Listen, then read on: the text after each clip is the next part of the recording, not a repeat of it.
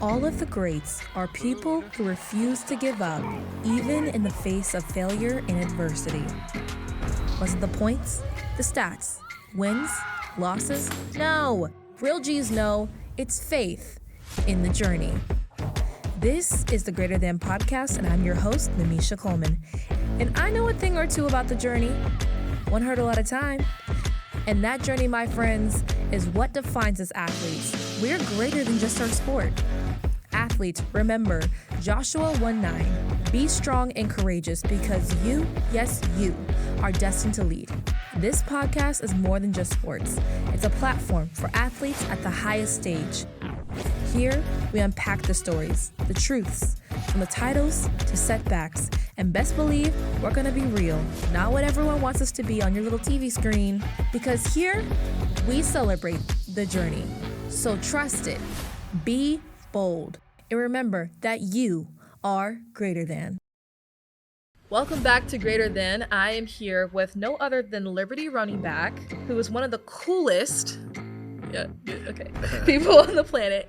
The bowling ball, we like to call him Unk. Ladies and gentlemen, I give you QUINTON Cooley. So y'all went undefeated for the entire season, went up against Oregon in the end. You saw playing time for 25 career games at Wake Forest. You had 221 carries, 1401 yards, and how many touchdowns? 16. Tripled all of your stats from Wake Forest in 1 year. Like, when people I was around with football and sports and stuff, like, that's my family. Yeah. My childhood was a little kid that didn't believe in himself. Going through child abuse was like really terrible. Like, you scored, you got people around you, yeah, like they happy because you scored, like they proud of you. And that's something I wanted. I just wanted somebody to be proud of me. What is next for QUINTON Cooley, and what are some of the goals that you would like to accomplish while you're still at Liberty? It's obviously trying to achieve a dream. Going to the NFL, see what shot I can get. Tell people football is not just me. I also want to help kids with like mental health problems. Show them like you can do this. Like don't let your background show that, like, and don't let people get in your head and say you can't do this, because don't let you get in your head that you can't. That too. You can. That's a big one. I just want to give back to the community, serve for myself, serve for my teammates. I know football's not gonna be here forever, so I just want to serve because God's gonna be here forever. Did you ever wear it? Nah, I'm on offense. That's a defensive thing. Right, but have you ever worn it? Nah. You never wanted to put it on? Nah. It's a good answer. It's a good answer. So what was the most memorable moment from that season? Most memorable moment? I'd probably say the conference championship game against New Mexico State. Yeah, I know they wanted a rematch, and them coming in here, honestly, it was basically a home game, but apparently it's a championship game, so it came back home game. So like, we treated it like a home game. We packed it out, we did what we had to do. But we knew it was gonna be a good game, and like they came in and like it was a dogfight, and like we like, dang. Like, it's just kind of tough, but like we stuck with each other from there, just to see my brothers smile and them feel and stuff, just to see like they won a championship. Yeah. And then like it's farther back than that. You gotta think about it. Like, it's my first year at Liberty. It's their first time in a conference championship. Yeah. And then it's their first championship. Like, it's just amazing. Like, you got a new head coach, you got a new team, you in a new conference, and that's thing you know, you got a championship. Right. Now you got a ring. Now you got a trophy. And now, like, you got a community out for you. The students are going crazy. We don't want a conference championship. And, like, it's my first time being here, and just seeing that has been amazing. What was it like hearing all of the crowd, fight for the stands? Literally, there was a fight in the stands. I don't know if you knew that. There was literally a fight in the stands between New Mexico State and Liberty, because we were just actually into it. What was going through your head whenever you heard people chanting your name? Or QUINTON Cooley on the carry.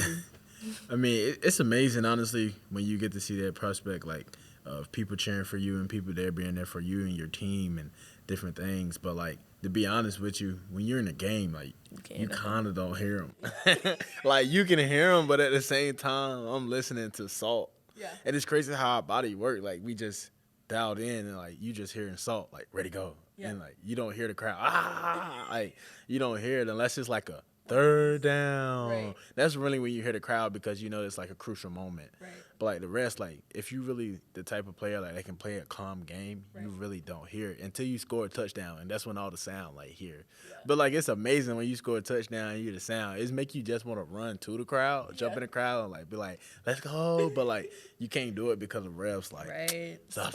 Unsportsmanship, like. Yeah, Even so, though I like- don't understand how that works. Yeah, it is what it is. But I mean, we still get to celebrate. As long as we get to celebrate with our teammates, it's still fun at the end of the day. Man, that's beautiful. Well, I brought you on this podcast called Greater Than. Obviously, as you can see, G is in the headphones because Yeah. you're a real G, obviously, on the field. But I'm pretty sure in the classroom, too, you're a Yeah. huge academic. And 3, we are called as athletes to share our platform to other people, recruits, kids, parents, or other athletes that have to understand, and sportscasters, too, because a lot of times people focus on the fact that, okay, did they have a good practice? Yeah. Okay, did they have a good game? What's their stats on the game? If they had this many carries, if they don't carry, are they even a good athlete? Yeah.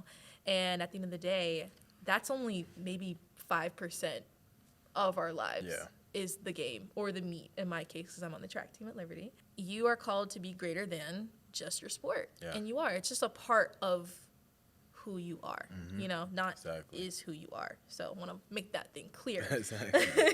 What was the brotherhood like between you, Coach Chadwell, and then also the guys on the team? How have you guys bonded together? Was it through activities? Was it through trials and tribulations? Like, what is it like? It's really good, honestly. You could say it's through trial tribulations, but like you also got to think about our brother Taj that passed away during the summer. So like Right. him just being there for us, like knowing that this is a hard time. Like he never have ever happened to him in his coaching in his life. So like he's like, I gotta give these kids some break. I gotta give them a break. Like let her be there. Like when that happened, he had counselors come in all day, that whole week. Like come talk to us. Yeah. Come talk to us. Like, I'm going to give you your time. Like, and then he said, and then I remember one time when I hugged him, because when Taj passed away, he was like, make sure this never happens again. Like, be there for the guys. Like, get everybody together. Talk to them. Hang out. Do what y'all got to do. And, like, that's how I knew, like, it was hitting him hard because, like, somebody trusted him with their son. And, like, you never know how hard that's going to hit somebody. Like, that would have hit me hard, too. He's my teammate. He hit me really hard and really hit me. He's a young guy. He never get to live his life. And, like, for him, and, like, we say, like, we went out there and win that championship for him because we had stuff on our back. We had a purpose. And, like, just like the brotherhood, like you can say it's a union, to be honest, because it's all my teammates have, like, a common interest. And it's a purpose. Like, we all have a purpose in our life to, like, play this sport. And, like, we all have a common interest to, like, win a championship. Like, go to the NFL, do this, do that. And, like, Chadwell has really, like, put a big emphasis on that. Like, we're going to be disciplined. We're going to be this. We're going to be great in the classroom. So, like, he makes this whole, like, he makes the whole, like, football just think a big union, everybody with each other. And, like, you Coach Scott, like, y'all don't even know if y'all know Coach Scott. He was the one that bring out the mask. And, like, that man is crazy. But, like, if you really get to know Coach Scott, like, he's going to make sure that union doesn't break. Right. He's another person to make sure that union doesn't break. And he's not playing either. Like, he's going to be there for you. Like, you can have talks with all of them. And that's what I really like about it. And that's why our brotherhood is, like, really strong in the football area. Who was Quinton Cooley before football? We can talk all about your stats. We can talk all about who you are on the field, but it would be terrible to, like, just negate the fact that, like, you are human and you've been through a lot growing up. And it also made you a stronger athlete on the field, whether you channel it through your sport or whether you channel it through other outlets, and even with your friends and your family and that support, it all channeled from your childhood. So can you walk me through that? Is that okay? Yeah. At first, like, when I lived with my mom, I wasn't doing sports. My aunt really got me into sports. She signed me up in Zebulon, North Carolina. I played for, like, the team called Zebulon Cougars. Yeah. So that's who I played for. But then my childhood was a little kid that didn't believe in himself, honestly, a little childhood. And just the worst childhood I could think of. Like, honestly, like, going through child abuse was, like, really terrible. Like, I didn't know if I was good at anything I can do. I didn't know if I was, like, great for people. Like, I just thought I was a failure as a kid. Like, honestly, I'm a failure. Like, why is this happening to me? Like, why me? It's to the point, like, where you ain't want to live no more. Like, you got all this stuff, like you get stress, anxiety, like you anxious, you don't know, like I was a shy boy, like really shy. I remember like the time when I grew older and like people used to like invite me over to their house and stuff, and I used to tell my little cousin was like younger than me. I used to be like, "Can you ask your mom? Can I get a snack?" And then she's like, "You know, you can go in there and get like food, right?" I'm like, "No, I don't. Can you ask your mom? I'm scared. Like I couldn't do things on my own anymore. I had to like ask and like I remember when I moved in with my aunt. Like my aunt's my hero. Like when I moved in with her, cause she took me in. Like I used to tell my little cousin like, "Can you ask her? Can I get this? Can I get that? Can I get that?" And my aunt like sat me down one day and was like, "You know, like this is home. Like you can go in there and get your own stuff." And I'm like, quiet. I won't say a word. Like it's just how I was, and like I didn't know how to face myself, and like honestly I didn't, and like coming here like I didn't know who really God was that much when I was a kid, because like I was going through so much. Like God was the last thing I was thinking about, because like I didn't have him, like somebody didn't introduce him in my life when I was going through that stuff. And like I'm just like, okay, I'm just a regular kid that might just 90%. And like then you look at the statistics, like 90% of kids that go through child abuse, like they go down a bad road. So I'm like, oh, I'm finna go down this bad road. I was like, I might never be alive when I hit 18. And it's just stuff like that. And like as my childhood just went on, it was like really rough. But I thank God that God led my aunt in my life and like just changed me into a different man, honestly. Yeah. My heart breaks for you.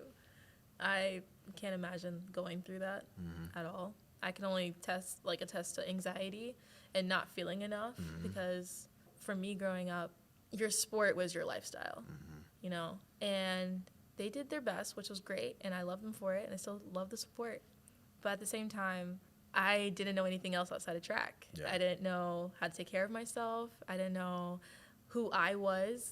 I always thought, like, if I had a bad race, okay, I don't even deserve to eat. Yeah. And they never, like, forced it on me, Yeah. but I was like, I don't deserve to eat. I don't deserve to be at this track. I don't deserve anything. Obviously, I'm a failure.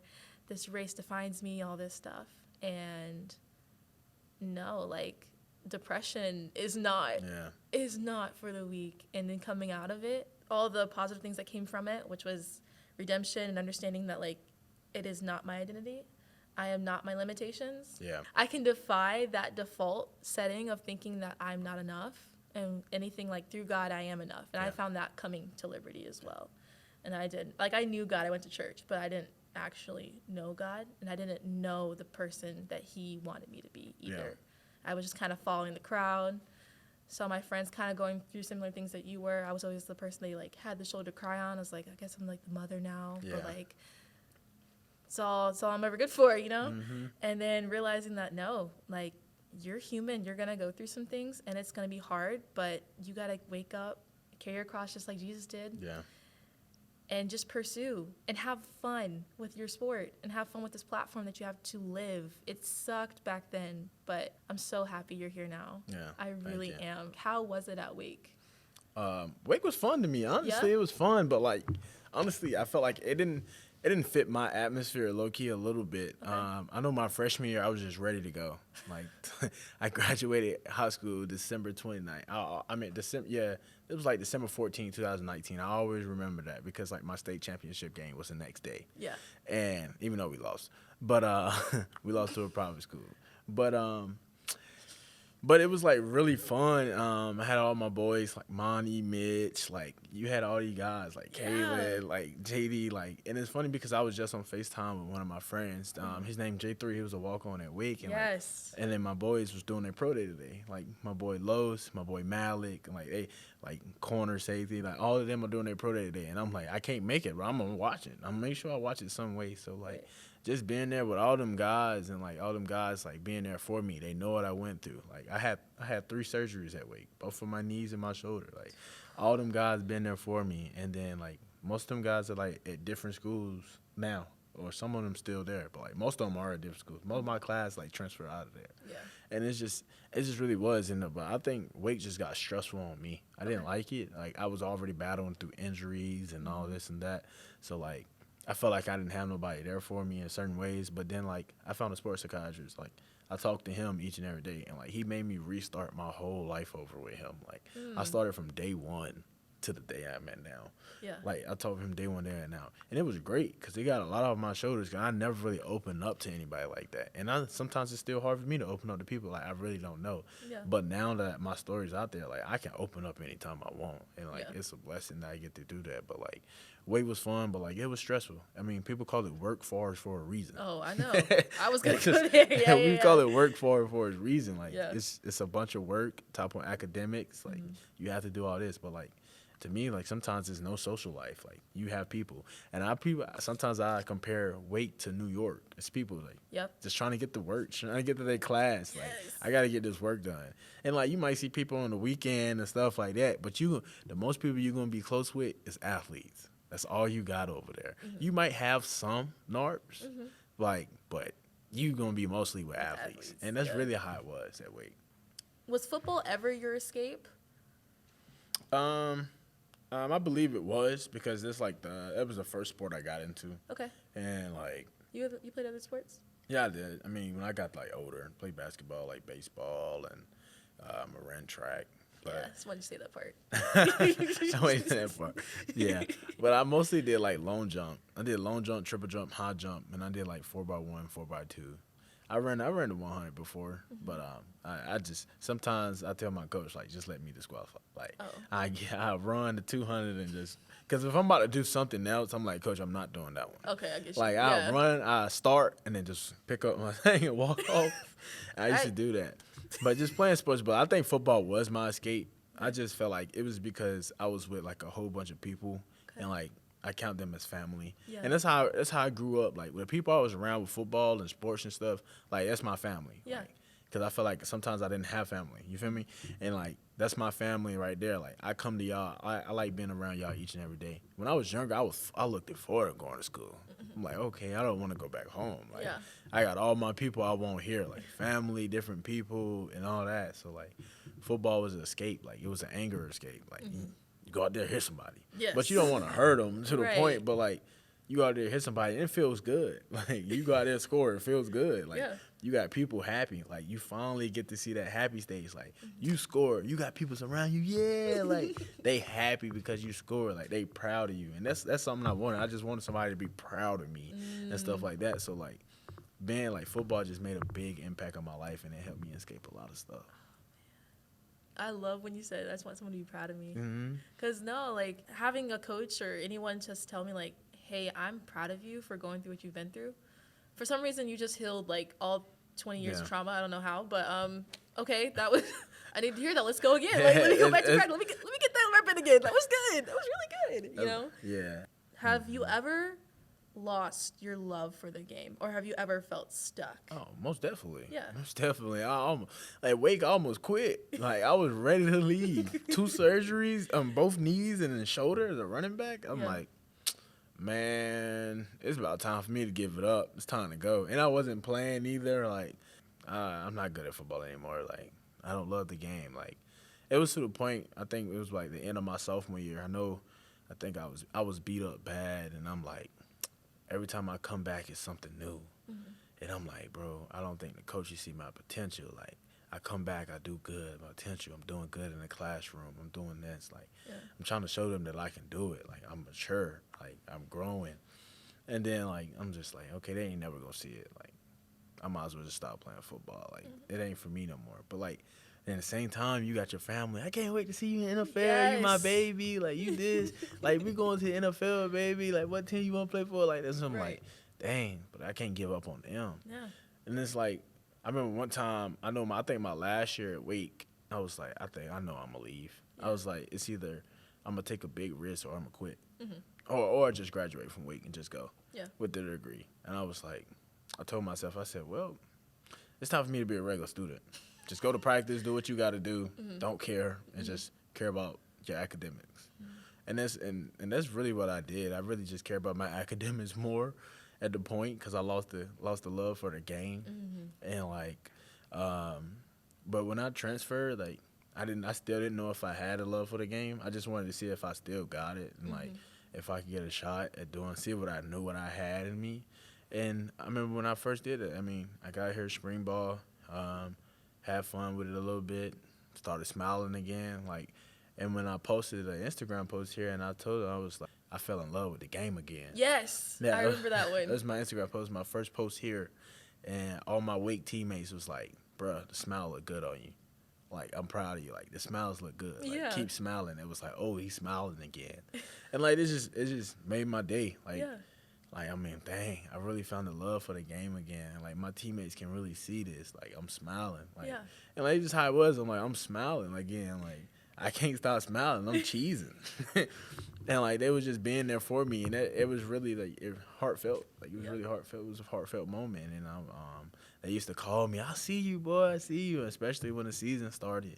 Like, I see you, Q, keep going. And I'm like, I'm just happy, like, they finally get to see me shine. And that's all it's really about. Like, it ain't me about playing the sport just to see what I can do. It's all about the person next to me. Like, I'm ready to see him shine. Like, the person that after me, like, I'm ready to see him shine. Yeah. I know I can do what I do, but, like, as long as I see him shine, I know I can shine too. And it's really how it is. Like, it's a brotherhood. Like, it was really fun, though. And that's how I found the love for the game back again when I came here. I met you that day. Yeah. And I remember seeing you. You were cheesing. Like, I was hot. Couldn't stop. hey. And I was like, I don't know who this guy is, but hey. And then I was working for ESPN at the time, and my boss called me. He goes, hey, were you just talking to Quinton Cooley? I was like, yeah, that's the guy I'm looking for. He goes, that's him. What are you doing? And I was like, oh, no, wait, Quinton, come here. Seeing your love for the game definitely carried to the whole entire season. Like, you just had nothing but fun. Like, you were just running away from everyone. Was that for sure, like, the deciding factor of this is my calling? Like, I definitely could do something with this. I love this. Yeah, my deciding factor of coming here was Coach Chadwell. Okay. It's a big thing, but, like, Coach Chadwell, and also just, like, knowing it was a Christian school. Because, like, when you get around Christian people, like, it can be a big turn in your life. Like, Totally different lifestyle. so that was, like, good for me. But it's, like, knowing Coach Chadwell, like, my coach was named Coach Foster back in my high school. And, like, I was looking for someone that treats their, like, players as, like, their kid. Yes. You know, and that's how I always loved it, because my high school coach, Coach Foster, taught me that. Yeah. But, like, what was interesting, like, maybe you can go to Liberty, because he didn't want me to transfer. He was like, you better not transfer, this and that. Like, It's all weak. this. Yeah, he was ACC. like, just get the degree. Like, Right. degree is amazing. He was like, I'm proud of you regardless. Like, how far you done made it. You done made it to college. He was like, 1% of people go to college for Right. Division I. And I was like, but I don't know. But I left regardless. And, like, I ain't tell him when I hit the portal.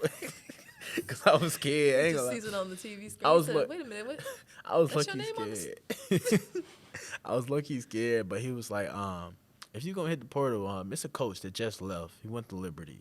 My coach, best friend from college, he was college roommate. It was Coach Chadwell, college coach in college. No way. So, like, it's crazy how much my high school coach got connections. Full circle. And then the next day, I got a call from Coach Isaac, and he called me. And he was like, Mr. Running Back Coach, he was like, we're going to Liberty. The facilities are amazing. It's pretty. I mean, he said, I'm trying to tell you, they got all P5 stuff and all that. He was like, have you been? I was like, no, I drove past it when we played UVA. And I was like, all you saw was, like, the big LU sign on the stadium. And I was Right. like, but I never been on campus. Yeah. And then he was like, okay, Coach Chadwell going to give you a call soon. So Coach Chadwell called me, and he's like, I heard you play for Coach Foster. And I'm like, yeah, I did. He was like, You gotta do his accent, though. oh, Coach Yeah. Chadwell? He's I'm trying to country. do it. He is country. He is country. The other day he stopped me. He was like, look now, I saw you on them snowboards doing doing spring break, and I was finna give you a call.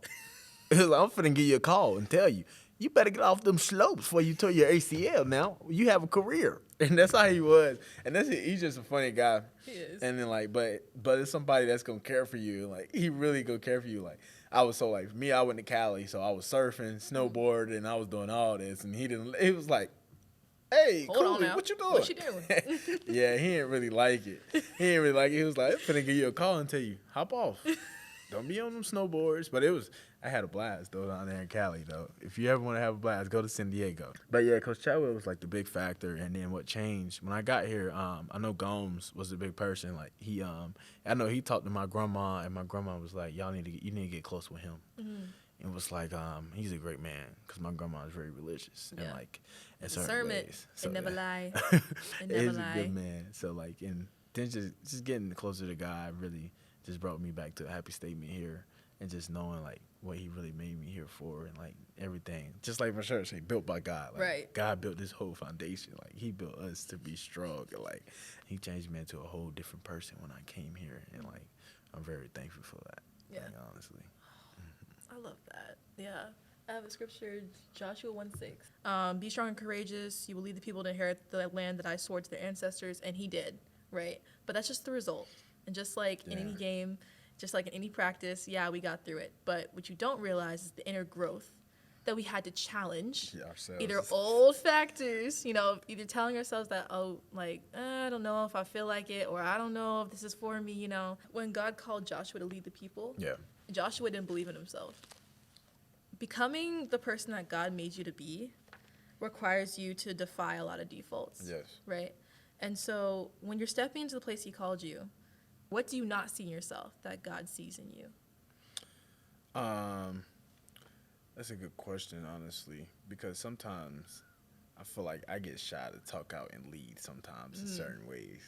I know my coach always get on me. He was like, hey, you need to get in that power and leave now. Like, Right. lead. I'm with 120 guys. Like, I know, but it's like, and my coach be like, when Quinton Cooley speaks, people going to listen. Oh, Like, 100%. Like, they know you. Like, Yeah. lead in a certain way. And I'm like, I get shy when I'm in big crowds, trying to lead a big crowd, and I feel like nobody's going to listen to me. Yeah. But, like, sometimes, like, I know God can see it in me. Like, because sometimes I lead in a certain way, and I'll be like, dang, I didn't even know I can do that. And I know God has, like, put me on this earth to be, like, an inspirer. Yeah. Like, the lifestyle I went through, he knew the whole time. Like, I was going to be strong. I was going to come out of that thing strong. Me, like, inspiring little kids. And that's really, like, I want my story to hit is little kids. Like, I want to inspire little kids to show them, like, you can do this. Like, don't let your background show that, like, and don't let people get in your head and say you Yes. can't do this because. Don't let you get in your head that you Yeah, can, that 'cause too. You can. That's a big one. Right. But, like, you can do this. God got your side. Like, he's been there the whole time. And just like you said in that verse, like, Joshua was scared. Like, he wasn't courageous himself. And that was me. Like, I was scared. I wasn't, like, strong in myself at all. Yeah. Until God, like, called me and told me, like, it's your time. It's your time. Yeah, And it's he's gonna your give time. you. He's gonna give you time. It's your And if time. you don't do it the first time, he'll give you the second time. If you don't do it the second time, he's gonna make you keep doing it until you get it right. And he gave me, I had to take 20 years of time Yep. to figure that out. And 21. it was really hard, but I Right. found it. Like, and I really like it. I found it. I'm proud of you. I am so proud of you. I really am. Like, I don't even know you that much, but like watching your journey just from this year and then hearing about Wake, and then your story that came out on Flame Central, I think like right after. I think it was, no, it wasn't. It was a game FIU. Yes. It was after the fourth game of the season. It came Yes. after FIU. Because we was because they told me we were going to edit when I scored. Because I didn't score the first. And I was frustrated, but I kept going. Because I didn't score the first 4 games at Liberty. Right. Until after that, like, it went on a roll after that. Yeah. You are a prime example of not giving up on yourself and persevering through. And everyone can tell you who you are. But who do you believe Quinton Cooley is? I believe, like I said, I'm an inspirer. I'm a strong person Right. that's willing to help anybody in the world, like, with anything. Like I told you earlier, 90% of kids that go through child abuse go down a bad road. I wanted to be that 9%. Yeah. Really the 10%. But, like, I wanted to be the difference of that and, like, separate myself with the extra 1%. It's like football. You want to get 1% better. And I wanted to get 1% better in my life for God, like, each and every day. Yeah. That's why I want to go down the counseling route, to help people. Because, like, I feel like I needed help when I was younger. And now that I see that God has been on my side and, like, really been helping me in certain ways, like, I can help people too. Yeah. Because, like, I'm learning everything from him. Yeah. I'm learning everything through him. It's just really how it is. And, like, just seeing myself like that has really made me amazing. Because people always told me it was 2 different sizes of me. Like, Yeah. I had Q and I had Quinn. Q was like the sports dude that did everything, and Quentin was like, I don't care. Yeah. But now it's crazy because everybody call me Quentin now. Yeah. And nobody really so now you gotta rebrand. I'm saying nobody really calls me Look Q. And it's just crazy how it flipped. And, like, it's just like I brought it all together now. And that was really amazed to me because I be like, bro, just call me Q. I don't like my first name. But now it's different. Like, some people might call me Cooley as my last name because it's for the sport. Because Cooley is like a cool name, people say. But like, Right. like now it's different. You call me Quentin, hey, I'm good with it. You call me Quentin. How's the NARP life? All the free time you have, It's amazing to me. I mean, so I graduated last December. right? So like, that was probably the hard thing. I did 18 hours in football season, and you don't supposed to do that much as an athlete, but I took the role to do it, and I So did you it. did 18 hours, Mm-hmm. managed to rush 1,400 yards. Yeah, I took it. I told you, I like taking risks. Yeah. Man, I like taking risks, and I Shoot. took it. I asked them for 20, but they said I He can't. said, please don't. Please. Yeah, they please said don't do that. It was like, I'm sorry, I can't give you 20. But I took 18. Right. Took 18, finished it, graduated, got my degree, and entered this Okay. communications and health science. Okay. And now I'm getting my master's in executive leadership, human services counseling. So good. like, I feel like the master's, everybody says hard because the papers and stuff. But shoot, But you've been doing all this. work due on Sunday. I feel like my break is Monday through Friday. my break is So Monday you just through crank all that out on Sunday. Saturday and Sunday. My break is Monday through Friday. I need it. 5 years of college is a lot. It I is. need it. And then, so I just really wake up, do my football, and the next thing you know. So I might do a little nibble of work Right. for like 2 hours. Yeah. But after that, I'm losing my focus. I'm going to sleep or something. It's just really, it's really how it is. Like if you're a football player and like you get that free time, you going to sleep. Going to sleep. And I love it. Like, Listen, I'm still trying to find her. I'm still trying to find sleep. it's really been amazing to me for the North life. But like, I know undergrad sometimes when North life hit, it's not it. I gotta go to class. I gotta go workouts. Right. And I'm like, shoot, I got class right after workouts. Mm-hmm. And it's really how it was. Like here, when I first got here, like the schedule was crazy. And I'm like, we got out of workouts at 11. We gotta be at class at 12. Okay, this is finna be crazy. Then you got to eat. Yeah, you gotta eat too. Go to the Close at training 1. table. Close to that one. Close at 1. Come straight So to I'm practice. Straight from practice, sweaty. Yeah. Get you a sandwich. Hurry Get you a up. quesadilla. Bye. See Yeah. y'all. All right. Where Head you to going? class. I gotta go to class. But Right. yeah, the North life has been really great to me Yeah. because I get to procrastinate a lot now. Hey, I got 2 classes, man. I understand. That's what I'm saying. It's beautiful. And I think Liberty has the best when it comes to best classes. Them 8-week classes come in clutch. Yes. I didn't never Yes. had that at Wake. Every class Really? at Wake is in 60? person. Ew. Well, every class at Wake is in Why? person. If at Wake, we only went online because of COVID. How was COVID for you? At Wake, terrible. Quarantine, like you quarantine every day, like different junk. The food was nasty. Ugh. I'm like, man, I can't keep doing this. At Wake, you didn't go to classes, so I'm a COVID college baby. Yeah. So that March, we got spring break, and it was like, don't come back to school. I was like, what? Bruh. So March 13th, it was man. like, yeah, it was like, Ugh. don't come back to school. Yes. So it was like, dang. So we ain't never come back to school. So I'm sitting at home all the way until like August, and then they finally said, "All right, y'all got classes." So we did school from home during COVID, and then they brought us back. We was still in COVID, Right. but like it was you couldn't have more than like 3 people in your dorm. Everybody had like singles. Mm-hmm. You had to stay by yourself. But like if you got caught, you was on probation. Like if you got caught with 3 people in a room, like this right here would be a COVID violation at Wake. Like you would literally been on probation for that. Like, what does probation do? Like, Just like if you get in trouble again or it happens again, you can get a chance to get kicked out of school. oh, Like you would be like on a 6-week Oh. probation. Like you can't get in trouble. oh, wow. And that's literally how it was during COVID. And the worst thing was working out at mask. Like we had to work out in mask and do this, and then spring ball come, you got the mask on your helmet. Yeah. Like you're dead. You're like I dying. can't breathe. No. And this is really how it was. And then the season started. We played like what 5 or 6 games, and like you had seniors that was about to leave, but eventually NCAA like gave them another year. So like this probably was the only good thing that came out of COVID. Yeah. We getting that other year because I was a Right. COVID baby, and technically last year would have been my last year of college. Wow. But COVID gave me an Oh, extra extra year, year. so this is my 5th year of college. Okay. Yeah, here, We did things a little different. I came during the summer bridge time, like one of 2 athletes or 3 with track, and then everyone else would like football. How it worked for us was we couldn't be around each other unless you were with your quad mate, I think. Oh, okay. If you got caught with other people or someone coughed, that was not a violation, but you got an email from the quarantine people saying, hey, would you like to spend some time at the Annex, which is like 5 minutes down the road. And it was, I call it the abandoned motel. Yep. That's another thing. Yeah. Wait, you had to stay in a hotel. Oh. You had to stay in a hotel. It was a nice hotel, right? No. Oh, okay. It was terrible. Microwave on the floor. Like, oh, y'all had a microwave? It was like... that's cool. So we had one microwave for the entire building.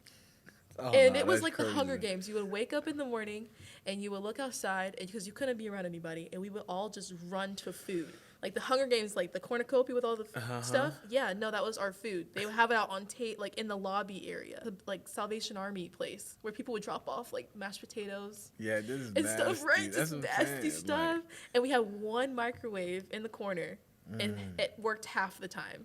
And so you would sit there, heat up your food, and you would see people just like en masse just creeping up towards you, and I'm like, oh my God, this is crazy. Wake had to book like 3 hotels. That's how bad it got at Wake. Oh, man. Because the frats and stuff was still throwing parties and all this. And then after the season ended, we had to go stay in that hotel because they didn't have nowhere for us to stay. No. And then for people like that had to come do stuff, they had to catch a shuttle. They had to catch the shuttle to come to school. No way. The shuttle came off campus to pick them up at the hotel and then come back. And they had to move their stuff out their dorm so they can spray and clean. And then, so they basically lived in the hotel and then go to that. No way. It was crazy. You had to spend a week in there, too. Ew. We had 14 days. I remember starting, like, the second semester just in quarantine. And me and Monty, we told the people over it that, hey, we have separation anxiety. So, like, we have to be together.